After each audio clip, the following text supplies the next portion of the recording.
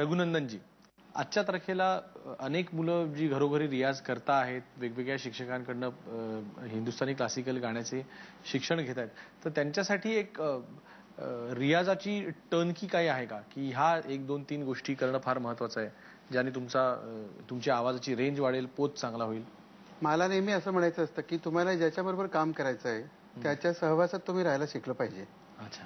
म्हणजे मला जर स्वरांचं काम करायचं आहे तर मी सदैव स्वरांच्या सहवासात मी राहायला पाहिजे.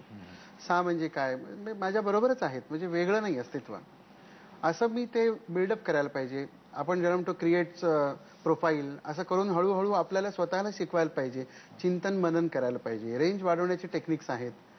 तो रेंज वाढवण्यासाठी आपण ज्याला म्हणतो की एक सप्तकाचा जर आपण अभ्यास केला, म्हणजे सा रे ग म प ध नि सा नि ध प म ग रे सा, हा जर तुम्ही अभ्यास करताय तर एक एक सूर खाली नि सा रे ग म प ध नि सा नि ध प म ग रे सा नि ध नि सा रे ग म प ध नि सा नि ध प म ग रे सा नि ध प ध नि सा रे ग म प ध नि सा नि ध प म ग रे सा नि ध प सा रे ग म प ध नि सा रे सा नि ध प म ग रे सा सा रे ग म प ध नि सा रे ग रे सा नि, असं एक एक सूर दोन्हीकडनं थोडे थोडे सूर वाढवायचे.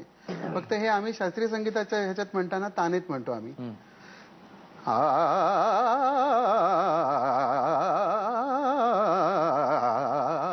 असं त्याला गमक ऍड होते आणि हे सगळं ऐकून लगेच ते रिप्रोड्यूस करणं, हे एकच टिप महत्वाची आहे. वा वा वा.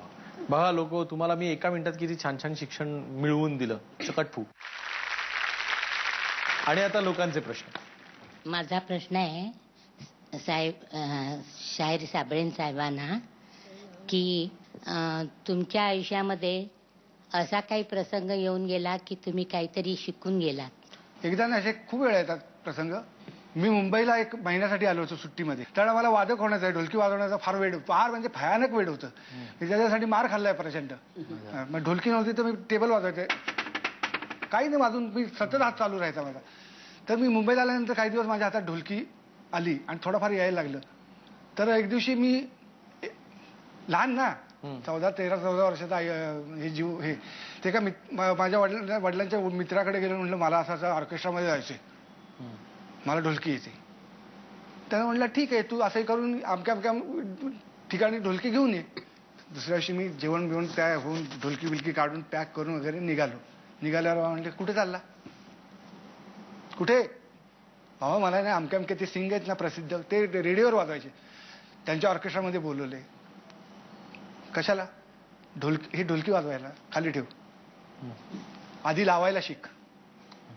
आणि फॅक्ट, तोपर्यंत मला काहीच येत नव्हतं, काही माहितीच नव्हतं की ढोलकी लावायची असते, हेही माहित नव्हतं मला. म्हणजे त्यांनी ते हे जाणलं की असा जर गेला तर हा आपला हसा करून घेईल. म्हणजे ही शिकवण मला त्यावेळेला कळली की कुठल्याही गोष्टीला जाण्यापूर्वी पूर्वतयारी करून पूर्ण ज्ञान घेऊन मगच तिथे जाणार. वा वा. पुढचा प्रश्न. मला रघुनंदनजी पणशीकरांना विचारायचं आहे की त्यांच्या गुरु किशोरीताई ह्या कठोऱ्यात असं म्हणतात, त्या कधी आपल्याला ओरडल्या आहेत का हो? खूप वेळा.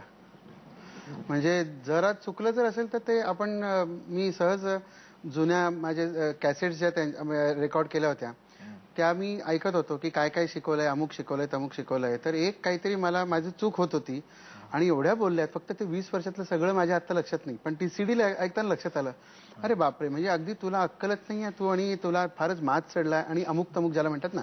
कारण शिष्य त्या पातळीवर राहायलाच पाहिजे. तो डोक्यावर, त्याच्या डोक्यात जर गेलं खूळ तर तो गाणं पण विसरणार. त्यामुळे त्याला ते रोखण्यासाठी ते गुरुला करणं, साम दाम दंड भेद म्हणतात जसं, तसं खूप वेळा. म्हणजे प्रत्येक क्षणी, ज्या क्षणी मला जरा काहीतरी असं वाटेल त्या क्षणी मला, हा तू काहीच नाहीयेस, हे प्रत्येक वेळा त्यांनी दाखवलंय आणि आय एम ग्रेटफुल.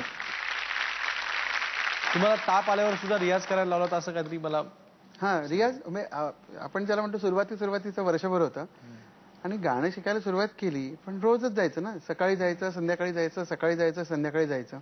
असं एक 2-4-5 महिने झाल्यानंतर मला जरा थोडंसं एक दिवशी कणभर ताप होता. म्हणजे एक असेल किंवा 100-99 काय असतो तो कमी. म्हटलं आपण विचारूया, बघूया, लागली गोळी तर बरं आहे. फोन केला, जरा ताप वाटतोय म्हटलं मला, मी आज जरा येत नाही. आपण ज्याला म्हणतो ना, गुरुजींना एकदा सांगून बघूया म्हटलं. तर किती ताप आहे? म्हटलं बघितलं नाही. बघ म्हणलं. मी थांबते फोनवर. बघितलं ताप किती आहे? 1 ताप आहे. अरे 3 ताप असताना मी कॉन्सर्ट करते ना रे, काहीच प्रॉब्लेम नाही, ये म्हणाले. तसाच मी निघून गेलो. कुठून त्यानं सांगितलं असं झालं मला ते, आणि त्याच्यानंतर काय मला ताप आला नाही. पुढचा प्रश्न. मी साबळेजींना प्रश्न विचारतो. आपण जे चित्रपटामध्ये संगीत दिलं त्यातलं एखादं आपल्याला आवडणारं गाणं आपण म्हणाल तर बरं होईल. आता केदारचा एक त्या पिक्चरसाठी मी चाल केलेली, पण ही चाल त्या काळातलीच आहे. म्हणजे ज्या काळात ही चाल तुरु तुरु केलं वगैरे, त्या काळात ज्या काही चाली केल्या होत्या असंख्य, त्यातलीच ही चाल आहे. तर ती चाल अशी, मन झुरतया झुरतया मन झुरतया तुझ्या ओढीनं साजणी रातीला भिरभिरतया मन झुरतया ओ मन झुरतया तुझ्या ओढीनं साजणी रातीला भिरभिरतया. वा वा. पुढचा प्रश्न. माझा प्रश्न रघुनंदन पणशीकरांना आहे. आपण यापूर्वी कधी अभिनय केलाय का? मी अगदी लहानपणी असताना कट्यार काळजात घुसलीमध्ये छोट्या सदाशिवाचं काम करत होतो. त्याचे 70-75 प्रयोग मी केले, आणि त्यामुळेच कट्यार मला जास्त जवळून बघायला मिळालं. पण त्यानंतर म्हणजे माझ्या डोक्यात असं नव्हतं, गायक नट तर अजिबात नव्हतं.